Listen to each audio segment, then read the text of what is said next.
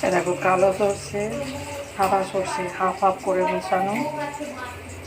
আচ্ছা, এটা হচ্ছে আম, সর্ষের তেল,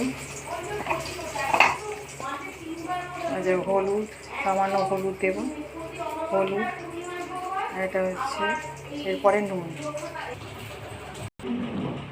এই যে আমটাকে পেস্ট করে নিয়েছি, সামান্য একটু হলুদ দিয়েছি, তেল দিয়েছি, এটাকে এর মধ্যে একটু গরম জল দিয়ে ঘেটে নেব, এই আম কাসুন্দি তৈরি হবে।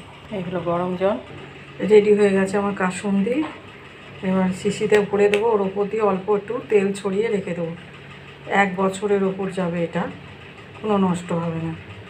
এই একটা শিশিতে ভরেছি, আরও আছে, আর একটা শিশিতে ভরবো।